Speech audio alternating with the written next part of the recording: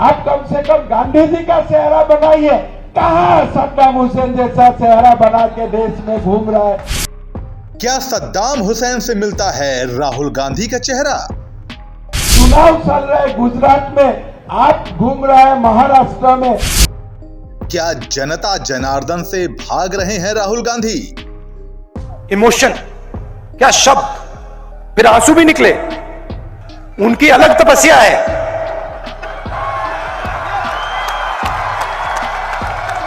तपस्या है मगर अलग है। क्या गुजरात चुनाव में राहुल की एंट्री से बेचैन हो गई है बीजेपी? अगर आपको चेहरा ही बनाना है, जवाहरलाल नेहरू जैसा बनाइए, आपका नाना था। आप कम से कम गांधी जी का चेहरा बनाइए। राहुल के लुक पर क्यों हमलावर है भगवा ब्रिगेड?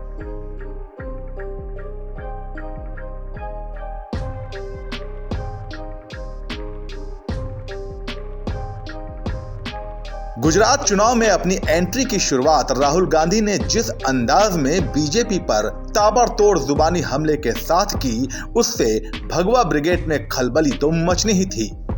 बीजेपी की तिलमिलाहट इसलिए भी समझी जा सकती है कि सूरत में अपनी रैली के दौरान राहुल गांधी ने उस आदिवासी वोटों पर सेंध लगाने की खुलेआम कोशिश की जिसे भाजपा का आधार माना जाता है।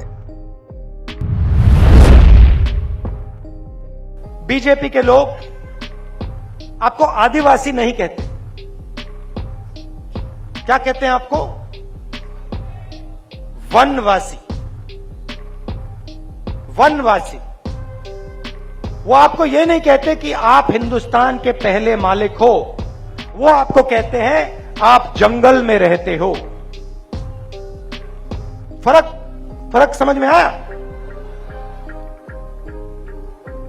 मतलब वो ये नहीं चाहते कि आप शहरों में रहो, कि आपके बच्चे इंजीनियर बने, डॉक्टर बने, हवाई जहाज उड़ाना सीखें, अंग्रेजी बोलें। वो ये नहीं चाहते। वो चाहते हैं कि आप जंगल में रहो।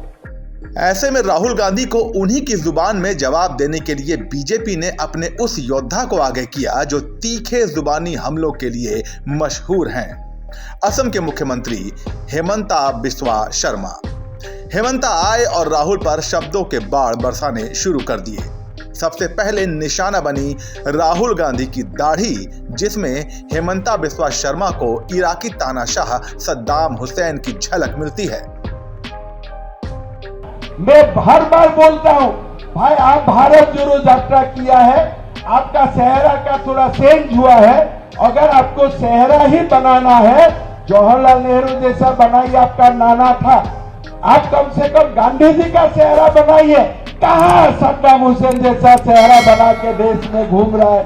ये कैसा, आप क्या कर रहे हैं देश में? जिस भारत जोड़ो यात्रा के दौरान जुटी भारी भीड़ कांग्रेस और राहुल गांधी का हौसला बढ़ा रही है, उसी भारत जोड़ो यात्रा के रूट को लेकर भी असम के सीएम ने राहुल पर जमकर हमला बोला और कह दिया कि चुनावी जंग का सामना करना कांग्रेस के बस की बात नहीं है। रहने दो राहुल बाबा, तुमसे ना हो पाएगा। चुनाव चल रहा है गुजरात में, आप घूम रहे हैं महाराष्ट्र में। चुनाव चल रहा है हिमाचल में, आप चल पड़ा है तमिलनाडु में। लोगों का सामना करने के लिए आज कांग्रेस का कोई साहस नहीं रह गया। राजनीतिक पंडित मानते हैं कि राहुल की गुजरात चुनाव प्रचार में एंट्री से कांग्रेस के सियासी रथ को रफ्तार तो मिली ही है। ऐसे में बीजेपी की बेचैनी भी समझी जा सकती है और उसके राहुल गांधी पर हमलों की वजह भी। शायद ये बात राहुल गांधी भी अच्छी तरह से जानते और समझते हैं, तभी भाजपा के शब्द बाणों को हंसी में उड़ाकर आगे बढ़ रहे हैं। क्या इमोशन, क्या शब्द, फिर आंसू भी निकले। उनकी अलग तपस्या है।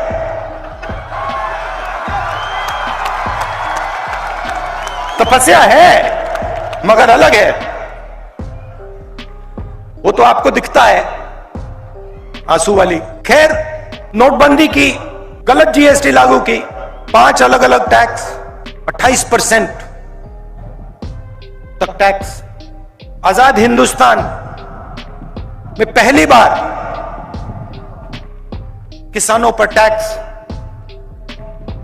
फर्टिलाइजर पर टैक्स, उनके औजारों पर टैक्स। कभी राहुल गांधी ने भी पीएम मोदी की दाढ़ी पर तंज कसा था। आज उसी दाढ़ी को लेकर खुद उन पर हमले हो रहे हैं। मगर गुजरात चुनावों में यूं निजी हमलों की शुरुआत ये बताती है कि आने वाले दिनों में सियासी कड़वाहट और भी ज्यादा बढ़ सकती है।